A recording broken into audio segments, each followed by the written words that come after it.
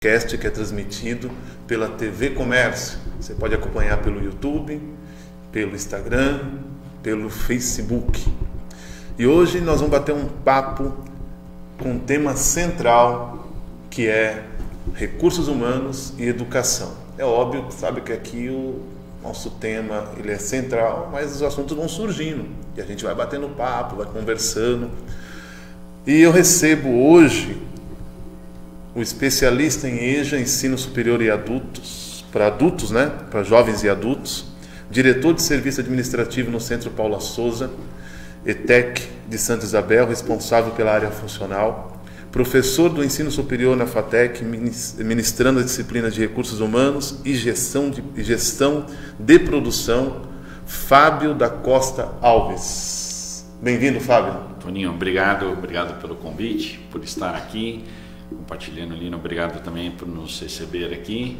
É uma honra sempre estar aqui com você, participar, compartilhar um pouco da nossa vivência, dessa experiência que nós estamos aí na área da educação, justamente para proporcionar isso aos nossos discentes, né? Que bom, Fábio. Recebo também, me acompanha mais uma vez aqui, sempre meu companheiro, professor, palestrante, assessor e consultor sindical, Lino. Obrigado, Toninho, bom dia, prazer em recebê-lo, professor Fábio, Centro Paula Souza. O que dizer, né? É um dos melhores, vamos dizer assim. Eu tenho um filho no primeiro ano de desenvolvimento de sistemas, eu moro em Atibaia, eu tenho um filho lá no primeiro ano e a gente observa, acompanhando, que é um órgão ali público, né, ligado ao setor público estadual, mas com uma qualidade aí de ensino realmente diferenciado. Parabéns aí pelo seu trabalho. Eu sou aí um grande otimista e um grande participante da área da educação profissional, ligado ao meio sindical, mas sempre participando da questão da formação, da estruturação de projetos. Então, realmente é um prazer participar dessa conversa aqui de hoje. Que bom. Fábio, vamos lá. Seja sincero comigo, tá? Seja sincero, totalmente sincero. Você sempre gostou de estudar? Por que eu vou te fazer? Antes de você responder, por que eu estou fazendo essa pergunta? Nós temos falado aqui muito sobre a geração Z.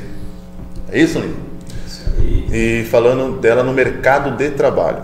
Sim. Né? E aí eu te pergunto, porque você faz parte de uma geração, nós temos uma nova geração aí que está no mercado de trabalho, está aí nas faculdades, nos ensinos médios, ensino técnicos, e aí fica a pergunta, porque eu nunca gostei muito de estudar, não sei se o Lino gostava.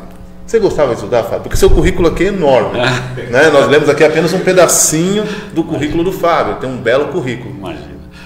Toninho, na verdade, né, eu acho que um pouquinho do passado, se nós olharmos para o passado, aquela sempre expectativa, o que você pretende ser, como vai ser a sua vida, e eu acho que as coisas aconteceram gradativamente, né?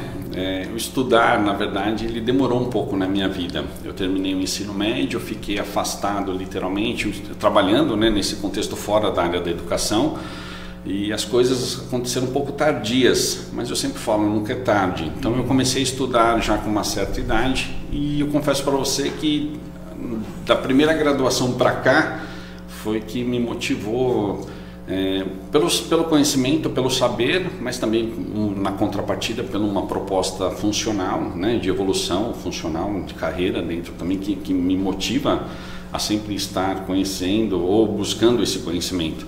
Então eu falo assim, estudar, eu acho que era aquela proposta, sempre meu pai falou assim, olha, estude que é o futuro.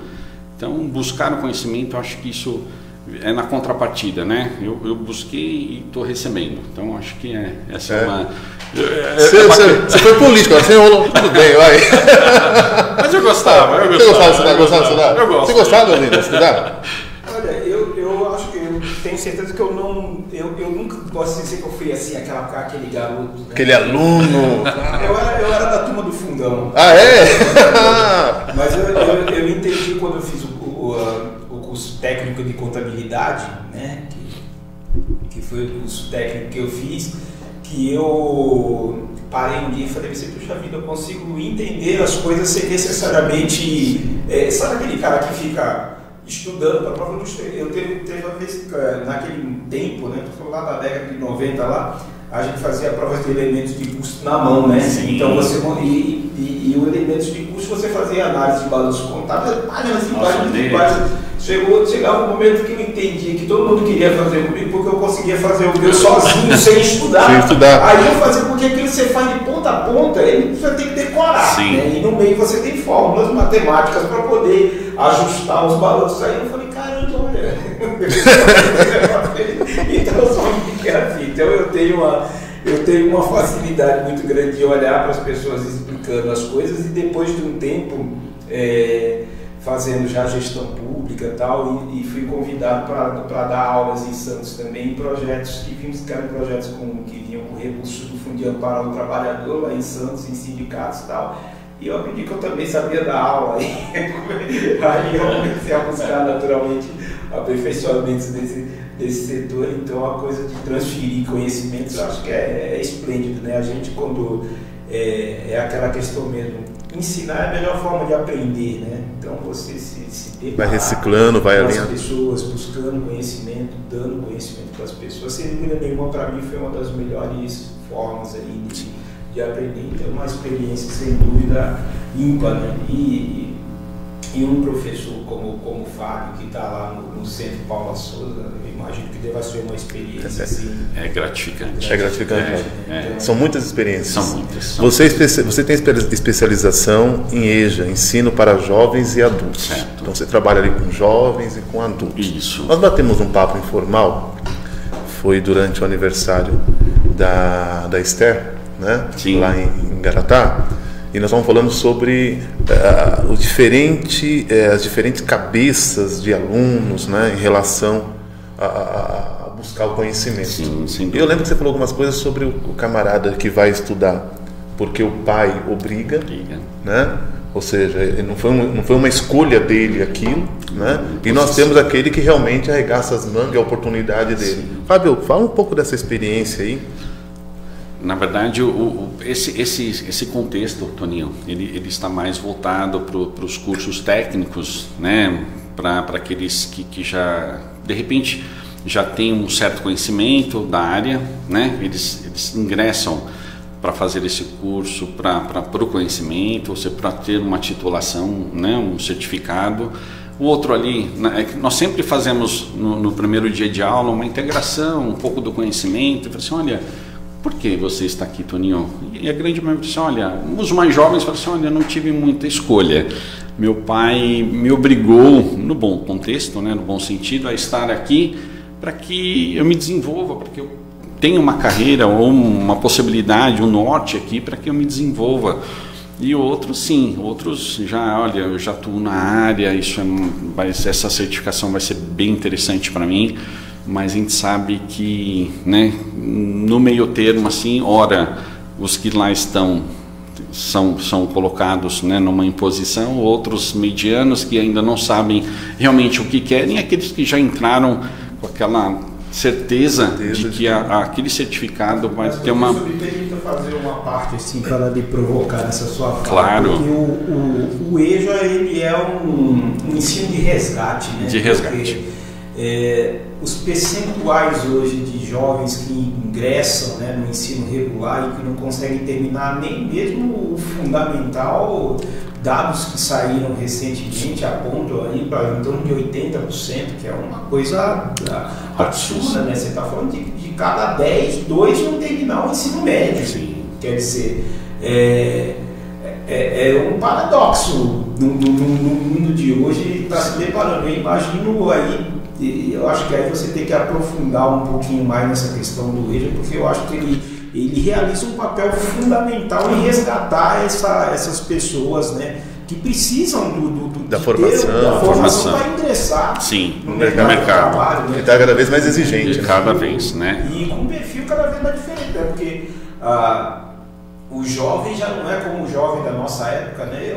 Eu comecei, veja que coisa, eu comecei a trabalhar com 11 anos de idade. Sim. Eu falo para as pessoas, eu tenho 40 anos de de trabalho já, estou com 51. Então. Olha, já trabalho. Nossa, já poderia estar me aposentando já. Justamente. Enfim, eu sei que tem muita lenha para frente, mas eu gostaria que você aprofundasse. Sem dúvida. Se nós falarmos um pouco do contexto já do ensino médio, né, aquele jovem ele precisa concluir o ensino médio para de repente, né, galgar uma possibilidade de formação técnica superior. Nós sabemos da dificuldade desses jovens para concluir. Ora, Lino, pega um pouquinho da sua fala, ora por uma necessidade, por uma escolha, né, de sobrevivência, de subsídio para a família, por que não? Né? A gente sabe da falta de estrutura familiar e tudo mais. Esse jovem ele acaba deixando a educação para a sobrevivência dessa forma. Isso acaba protelando um pouco ao término da sua formação. N fatores, né, possibilitam ou não possibilitam que ele conclua ou que dê sequência nesse contexto. Óbvio, né, que quando nós falamos do ensino médio, principalmente, o ensino médio, por exemplo, né, do governo do estado de São Paulo, né, que hoje o nível de evasão dentro das escolas é altíssimo, né, nós temos, e não adianta eu falar para você, olha, porque vamos manter esse jovem, vamos mantê-lo, por que ele não permanece? Não temos muita, na verdade temos informações, mas é tão vago, tão subjetivo, e na verdade nós não temos como mantê-lo ali, é uma escolha dele, mas é uma escolha que futuramente ele vai ter, né? É como se eu falasse para vocês, por que você não conclui, por que você não dá sequência? O Estado permite isso a você, te dá subsídios, te dá oportunidades, e aí ele opta ali, ele faz algumas escolhas, né, de alguns caminhos que ele precisa decidir naquele momento, e a gente fica nesse cenário. Do ponto de vista, professor, da qualidade de ensino, porque você quando está dentro da ETEC, aquilo primeiro que, para você já é o aluno que está ali, ele já é um aluno diferenciado, porque ele já tem que prestar um vestibulinho para poder estar ali, ou seja, já é um grupo seletivo, já é um processo seletivo. Mas do ponto de vista de estruturação pedagógica, eu no passado observava muito a estratégia que teve, por exemplo, do governo do Lula, que agora está presidente de novo, e eu tinha uma certa crítica assim. Eu acho que o governo federal no passado ele priorizou muito a questão de investimento no ensino superior, e aí eu estou aqui colocando uma posição, naturalmente, não sei se concorda, é uma coisa que eu tive uma crítica, eu falei, é muito dinheiro para levar pessoas à universidade, eu sei a importância disso, mas deveria ter investido mais no ensino de base, no investir mais no professor do ensino fundamental. Sim. Esse cara, ele porque eu sou muito encantado com a coisa do ensino, e eu acho que ensinar é encantar as pessoas, né?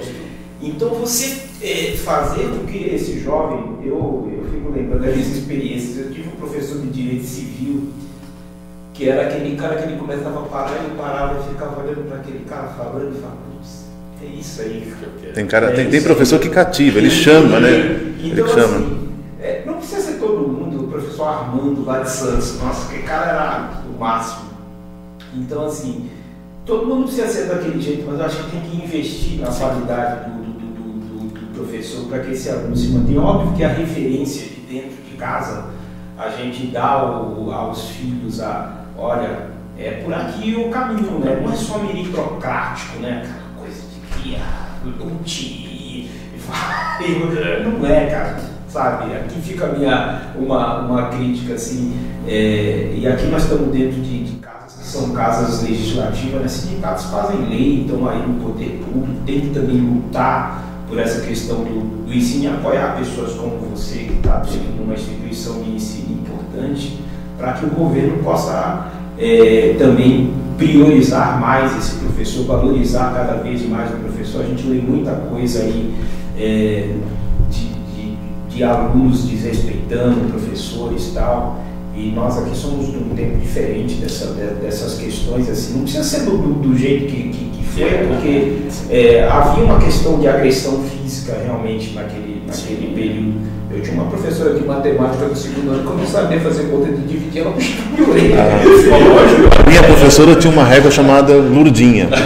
A régua dela tinha nome, Lurdinha. Fábio, dentro da educação, a sua experiência em sala de aula, né, com os alunos, porque a preocupação é exatamente essa turma que está ingressando no mercado de trabalho. Sim. Nós estamos falando de um local em que traz formação, né, prepara também para o mercado de trabalho. Dentro da sua especialidade está recursos humanos. Né? Recursos humanos está dentro da sua especialidade. E quando se fala de recursos humanos, a gente, na minha época, recursos humanos é o que entregava o Vale Transporte para a gente. E o Vale Refeição. Né? A bronca era essa, né? Era recursos humanos. Era o departamento pessoal, depois virou recursos humanos. Então, para mim era aquilo, entendeu? Era um moleque, não. Falou, era Vale Transporte, Vale Refeição. Só pensava nisso. Mas não é só isso, Fábio? É muito mais abrangente. Daquela época, né, do departamento pessoal, mas fazia uma tratativa, né, compilava os dados, né, funcionais do colaborador.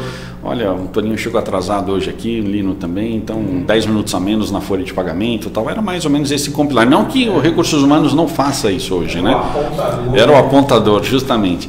E o Recursos Humanos ele nasceu das relações industriais, né, que vinha mais ou menos desse contexto, e houve a evolução normal das coisas, como tudo. Depois o departamento pessoal, e o Recursos Humanos hoje ele é muito mais abrangente. Ele olha com um olhar para o bem-estar, né, do seu colaborador.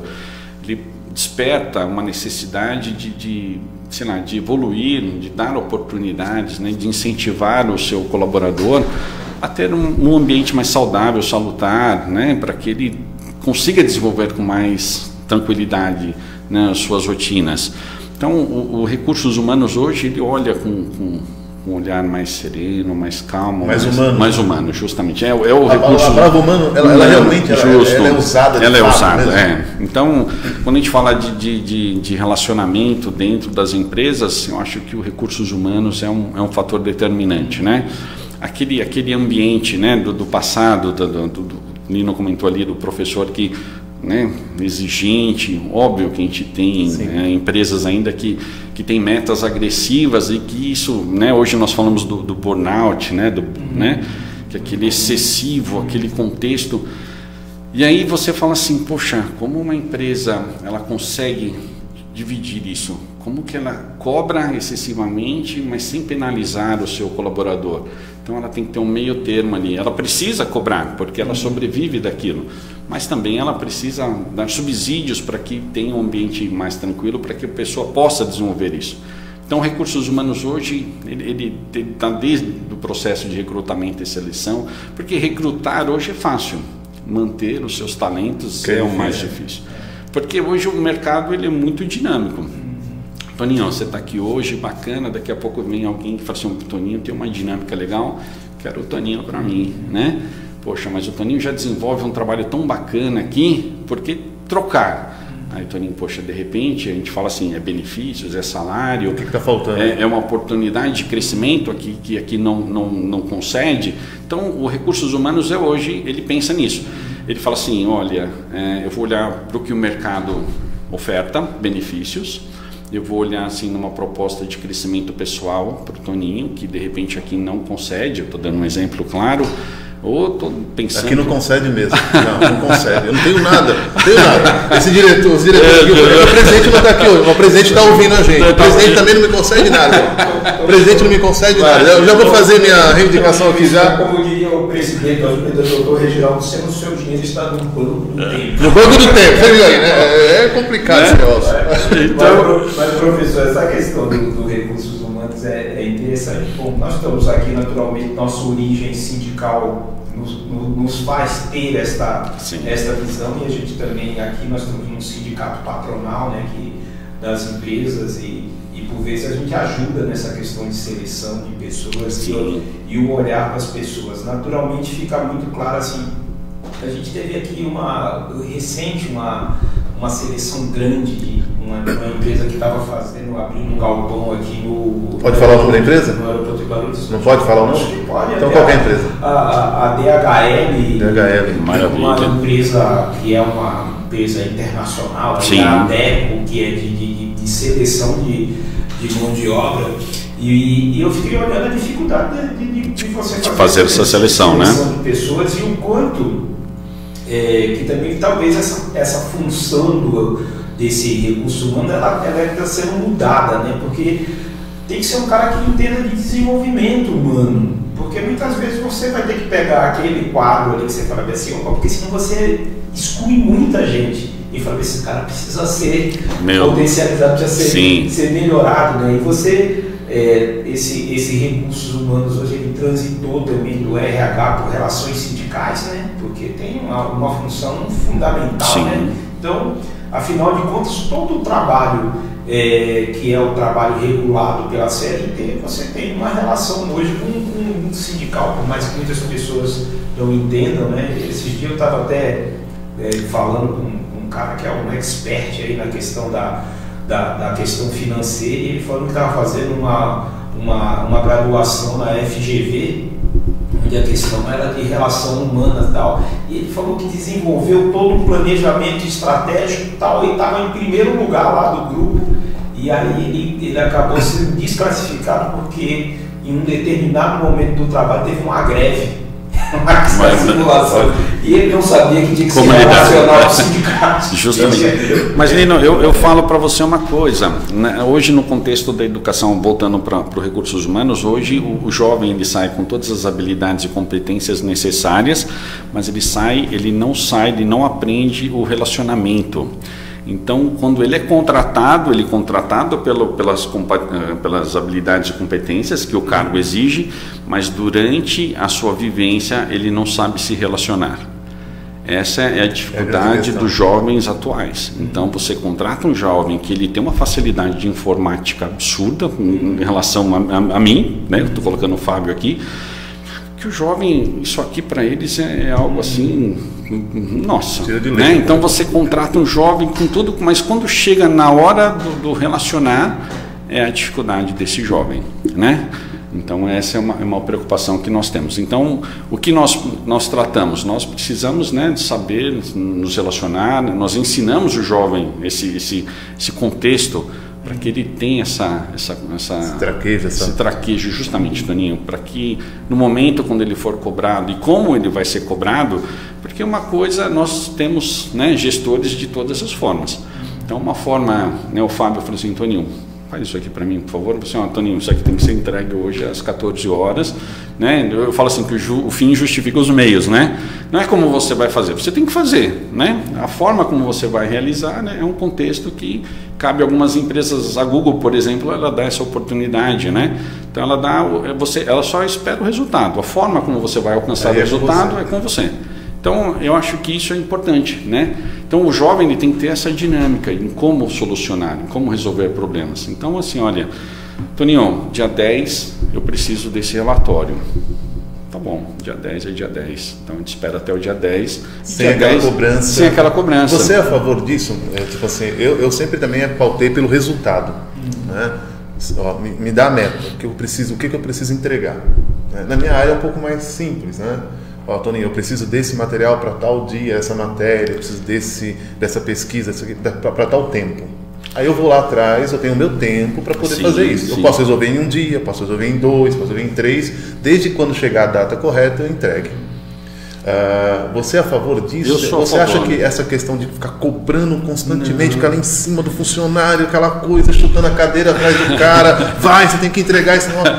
Toninho, eu penso o seguinte, na verdade você tem empresas que sobrevivem de metas, de vendas, aí é um cenário. Então você fala assim, Toninho, a meta é 1 milhão por dia, em 30 dias 30 milhões. Toninho, hoje é de 27º dia, estamos com 23, né? Ou seja, faltam 3 dias para você equalizar ali um valor. É uma meta que requer, ou seja, essa empresa permite, ou melhor dizendo, ela faz com que seja dessa forma.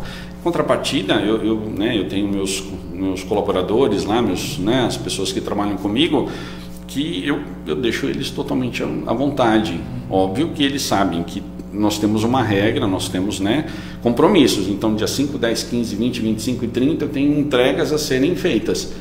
Todo mundo sabe da sua responsabilidade. Eu não preciso ficar ali reforçando. Então, assim, olha, fulano, né, olha, aconteceu, não aconteceu. E quando não acontece, nós ajustamos. Não é o fato de apontar, é o fato de ajustar. Né? E como que é esse ajuste, Fábio? Olha, Toninho, né, eu sou uma pessoa tranquila, eu sou uma pessoa tranquila, então eu procuro falar assim, olha, né, vamos, né, resolver aqui o que ficou pendente. Né? Óbvio que em alguns cenários, por exemplo, eu faço prestação de contas para o Tribunal de Contas da União. E lá o negócio eu conheço bem esse processo aí. E lá tem algumas condições lá que são obrigatórias. Então eu não posso deixar de fazer. Então eu tenho que ser mais rígido ali, porque... Eu tô com uma demanda agora, começou na sexta-feira, de uma grande empresa da área de papel aqui de Guarulhos, que está com um problema seríssimo de assédio moral. Seríssimo. Então eu estou produzindo um material mostrando que é crime, apontando lei, apontando aquela coisa, tudo que vai ser distribuído exatamente na porta dessa empresa, né? Porque a coisa está feia. E a gente entende, né, que muitas vezes essa cobrança para um resultado rápido faz com que o chefe, que também é empregado, porque às vezes o chefe ele esquece que é empregado. Deixa eu falar uma coisa para você que é chefe, tá? Talvez você não tenha essa noção. Você que é chefe, você é empregado. Você não é dono da empresa, você é empregado. Você está tratando o humano de uma forma. Olha, cuidado com esse negócio. Agora, olha a importância cuidado com esse negócio do que o professor Fábio está falando, porque eu tenho uma experiência também de chão de fábrica enorme, naturalmente, para a questão sindical assim. O assediador, via de regra, ele não sabe que está assediando. Também tem essa. Ele não sabe que está assediando. Então, assim, a coisa da formação, essa formação profissional, porque você está formando os jovens, você está formando futuros chefes. É inserir determinados conteúdos dentro do processo formativo. Sim. Porque nós tivemos aí, foi promulgado agora no ano passado, a Lei 14.457, que trata do programa Mais Mulheres, que mudou a questão das comissões internas de prevenção ao acidente, que viraram comissões internas de prevenção ao acidente e assédios. Né? Partindo do pressuposto do assédio sexual, mas naturalmente porque é um programa voltado à questão da mulher, mas que ali abarca toda a questão do assédio. Né? Então, nós que temos aqui uma leitura muito clara da questão de processos judiciais trabalhistas, todo o processo trabalhista hoje vem junto com o assédio moral, né? Isso passa muito pela questão da formação, e eu já queria aproveitar que estou olhando ali pelo tempo, mas para fazer uma última pergunta também para você, professor. Eu tenho lido muito que é a questão de indicativos para que as empresas comecem a contratar agora profissionais com mais de 50 anos. E eu vejo que você está lá se deparando com essas duas realidades, né? com essas duas realidades. Eu gostaria que você comentasse um pouquinho também quanto essa questão, que eu acho que é uma questão muito importante. Sem dúvida. Fábio, você vai comentar sobre isso, mas ainda dentro do que nós estávamos falando, só para dar aqui uma pincelada, o Lino falou uma coisa muito interessante, que é orientar, né, esse jovem que está indo para o mercado de trabalho, que vai ocupar o cargo de chefia, às vezes não, mas vai estar lá. Essa relação. Você disse que vocês tratam isso, né, ensinando como se relacionar. Sim. Dentro dessa temática, dentro dessa pauta, dentro desse currículo, existe também essa questão, é preocupante isso, de como tratar ao ponto de não causar assédio moral? Sim. Toninho, hoje o assédio ele é muito em evidência, está muito em evidência. Então nós recebemos a orientação de como proceder no caso de um assédio, porque o assédio, Toninho, ele está em esferas, ele está do gestor para o colaborador, do colaborador para o gestor, ou na horizontal entre pares. Então, enquanto par aqui eu posso assediá-lo, enquanto o Lino, meu gestor, ele pode me assediar, enquanto eu, colaborador do Lino, eu posso assediá-lo. Então essa é um cuidado que nós temos que ter. Dentro do contexto da educação, o assédio hoje ele é muito preocupante, porque o professor, em alguns casos, ele tem, na verdade, dentro da sala de aula, ele é um mandatário, né? Ou seja, ele regra ali, ele dá as regras, melhor dizendo. Então ele tem que ter muito cuidado ao falar hoje com jovens, porque hoje nós estamos num conceito, num contexto, né, que o cenário do LGBTQ, né, com todo esse contexto, a gente tem que ter muito cuidado, a gente tem que respeitar, não só isso, entre outros cenários. Então a forma como nós abordamos, ou a forma como nós recebemos essa abordagem deles é um cenário de... Então o que nós, enquanto, né, educadores, precisamos demonstrar para eles? Olha, a forma de relacionar. Então eu falo assim, primeiro que eu ainda estou no contexto de princípios e valores, né, que me foi passado, né, e falo assim, olha pessoal, educação e respeito é da base fundamental que você preza hoje no relacionamento. Mas nós sabemos, né, que alguns gestores são meio taxativos, bem taxativos. Então esse cenário do assédio que causa não só, né, o próprio assédio, ele causa outros contextos, né? Olha, estou sendo pressionado, não sei como lidar, não sei a quem recorrer. Isso é muito preocupante. Então nós temos que ter esse cuidado. Então quando eu falo para você, Toninho, o que nós fazemos, nós orientamos, nós colocamos algumas dinâmicas para que eles saibam se relacionar. Isso é importante. Agora, né, eu falo assim para vocês, olha, como nós vamos abordar isso, como vai ser solucionado, eu acho que é um trabalho bem incisivo. Bem incisivo. Mas a parte o Instituto faz, que é estar ali ensinando. Sem e tal. Dúvida, tal. Né? Aquela coisa, a nossa parte a gente faz, né? Sim. Ensina, agora a pessoa vai fazer lá, mas é importante saber. Agora, a pergunta do Lino, também muito pertinente, que é essa questão aí do adulto, jovem. Lino. Essa questão, né, que está se priorizando. Eu li e tem uma matéria esse final de semana sobre a questão da importância da empresa começar a valorizar aí o pessoal com mais de 50 anos. Então, no nosso tempo, zerou ali. Zerou. Mas o diretor é meu amigo, tem mais 5 minutos. Porque o assunto está eu penso, Toninho, Lino, que inserir hoje a pessoa de mais experiência é um ganho para todas as partes. Eu penso muito, e eu tenho um amigo, o Roberto, que ele fala assim, que ele traz essa experiência para a empresa dele, porque querendo ou não, como eu falei, o jovem ele vem com as habilidades que o mercado exige e tal, e ele não tem essa tratativa. E a pessoa mais experiente, com uma certa idade, ele já sabe, né, ter esse relacionamento, ele sabe como lidar com as pessoas, então a empresa só tem a ganhar. Eu falo que o papel aceita tudo, mas a experiência de vida, a experiência profissional, né, que ele traz consigo e ele vai aplicar na empresa é de um tamanho assim absurdo. A grandeza, o que esse profissional representa para o mercado, mas para aquela empresa vai ser de grande valia. Então trazer esse profissional de certa idade com essa experiência é maravilhoso. Eu só tenho uma... Tá bom, né, Fábio? Né? Fábio, suas últimas palavras, conselho que você possa dar para essa molecada que está chegando aí, até mesmo para as pessoas com mais idade, como o Lino acabou abordando, pessoas que ainda não começaram a estudar, como você disse, começou a estudar um pouco mais tarde, um conselho para esse pessoal e sua consideração final. Certo. Nesses 5 minutos que nosso diretor nos cedeu.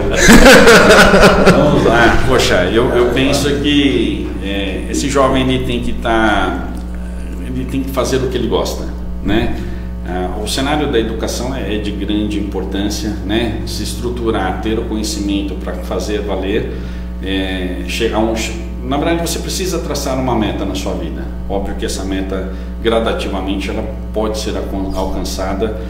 O jovem hoje ele tem que ter o estudo como uma forma principal, mas ele tem que saber empreender também, né? Ele tem que saber vender o seu peixe, literalmente. Então eu penso, Toninho, que hoje o jovem, para que ele se destaque no mercado de trabalho, ele tem que ter a soma de muitas competências e habilidades, mas sobretudo saber se relacionar, isso é fundamental. E jovem, né? Minha dica aqui para vocês é, né, coloque uma meta e corra atrás, porque nada vai de mão beijada aqui, de mão beijada não. Eu falo muito hoje para o jovem, né, porque lá quando nós estamos na sala de aula, Toninho, eu falo assim para o jovem, mas eu não quero, pessoal, sabe quem vai definir o seu futuro? É na hora que você for fazer uma entrevista, e ali o entrevistador vai filtrar se você realmente atende ou não as habilidades, o contexto da empresa. Porque aqui para nós você está passando por disciplinas, adquirindo alguns conhecimentos, mas a vida vai te ensinar justamente. Então tem que ter as habilidades necessárias para que a vida te abra as portas. Tá certo. Fábio, eu quero agradecer a sua presença, obrigado mesmo pela sua presença. Não vai ficar só nessa vez, com certeza, você vai voltar. Poxa, obrigado. E agradecer também ao Instituto, né, por ter cedido a sua presença aqui. Agradecer ao Lino, que mais uma vez nos acompanhou, fazendo perguntas e agindo de forma maravilhosa, abrilhantando aí esse podcast. É isso aí, Toninho. É isso aí, Lino. Obrigado. Teve um monte de gente que entrou aqui, tá, Toninho? Agradecer aí a audiência aqui que eu estava acompanhando aqui pelo Instagram. Aqui, teve bastante gente aqui acompanhando aqui também. Que legal. O dia de hoje. Então, obrigado, Toninho. Simples assim quando o pessoal estudar. Simples, tem que estudar. É simples assim. Estamos estudando simples assim. Tá certo. Meus amigos, até a próxima. Entenda, é simples assim.